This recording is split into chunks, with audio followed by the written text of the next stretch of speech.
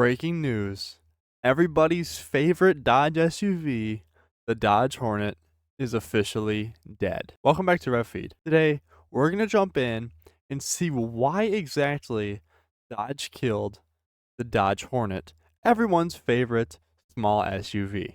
So let's jump right in. Alrighty guys, before we get into this, I want to give a shout out to Motor Trend. This is the site we're going to be using today to get some information on why the Hornet got discontinued, what's happening with the Alfa Romeo Tonale, which is the same SUV on the same platform just with a different nameplate, and what the Dodge Hornet was originally based off of anyway, and just see what happened and like what's gonna happen next. Are we gonna get a new SUV? Are we just gonna stay with the current lineup of just the Durango? We're gonna take a peek. So here it is. It's officially official. The Dodge Hornet is dead. That is true. So now if you want a Dodge SUV, and honestly the cheapest Dodge product now, that the Charger costs at least $55,000 base, when before it used to cost like 30 or 35, you have to spend $40,000 to get a Durango. So the Durango is now the cheapest Dodge product on the market at $40,000, which before was like a pretty expensive option, but now it's the cheapest option, which I think $40,000 is still not cheap. So yeah. But anyway, when the Dodge Hornet came out, I actually didn't mind it. I really liked the design. Like, this is a good looking SUV, and I feel like most people would agree. Like, it's got a nice sleek style in the front. It looks like a Dodge. It's got nice aggressive wheels. It's got an aggressive look to it. It looks like your typical aggressive Dodge. I'm like, this is a good looking SUV. Here's the problem, or here's my opinion on the problem. If you wanted to get in the Hornet, you have to start with a base GT, which was like $35,000 starting for just a 2-liter turbo small SUV with like the size of the Compass. And it didn't come with anything. It didn't come with black wheels. It came with like these small, cheap-looking base model polished aluminum wheels and no option. And then they're like, okay, well, how about this? We'll release the Dodge Hornet RT, which is pictured here, I believe. This is the RT. And they're like, oh yeah, no, this is gonna be great. Yeah, this is the RT. You know, RT. That sounds like high performance, right? Typical Dodge. No, you're wrong. Instead of the RT keeping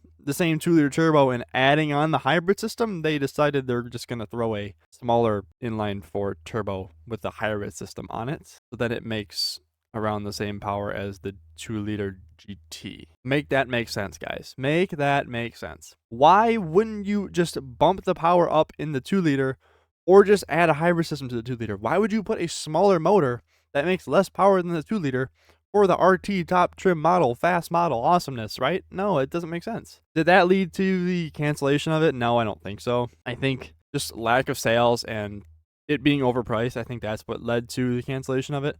Also, these things had major reliability problems. Like, I would just, and I'm not saying I like this SUV. Like, this is a good looking SUV. I like Dodge. I have no problem with Dodge. It was not reliable, unfortunately, because I think it looks really good. Like, this is a good looking car, but these things were leasing for like $150 a month. I don't think it was the RC, but like if you wanted a GT, like $150 to $200 a month, you could lease a Hornet for that, because they would break constantly, and that was obviously the telltale sign that they're going to get rid of it, right? But anyway, this is the RT. You know, it gets the special exhaust tips, you know, nice wheels, beautiful interior. Obviously, it's an Alfa Romeo. It's literally an Alfa Romeo, just with Dodge badges. So the interior is nice. Like, this is a nice car. This is a nice place to be. It's got these like suede leatherette seats, this nice digital dash with a big screen, nice bolstery steering wheel. Like, I'm like, this is a nice car, you know? But when you're paying $40,000 and it's the size of the Compass, I just don't think it makes all that sense.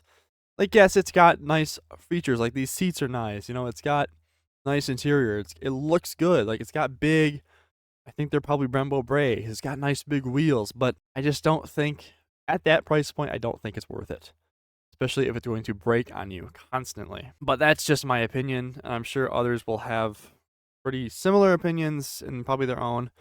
What I would have done is I would have made the GT be like $30,000 and then have the RT, I don't know, maybe have this new 2-liter turbo Hurricane that they just came out. Like, I think I would have gave it a second chance. I would have put the new 2-liter Hurricane turbo that's in the new Grand Cherokee that makes like 320 horsepower into this RT at the same price point. For $40,000, 320 horsepower in the small SUV.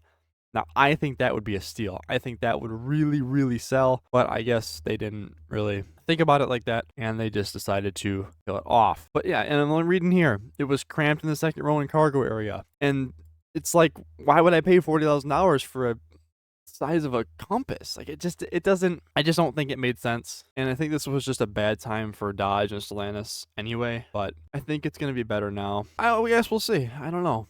Maybe they'll bring it back in the future with different motors and maybe a better price point. So yeah, we reached out to Dodge now for a Romeo. The Tonale will continue to be sold in America. And honestly, I don't even see that many Tonales on the road, but I think I see more Tonales than Hornets. So they're keeping the Tonale. So if you want a Dodge Hornet, you have to buy a Tonale now. Unless you go buy a Dodge Hornet right now before they run out of them on dealer lots. But I don't think dealers even have a lot of Hornets anymore anyway. But yeah, if you want one, you got to get a Tonale. Tonale is still in production, but it only will come with the 2-liter turbo all-wheel drive powertrain. It will not have that plug-in hybrid with the smaller motor, which I think is good.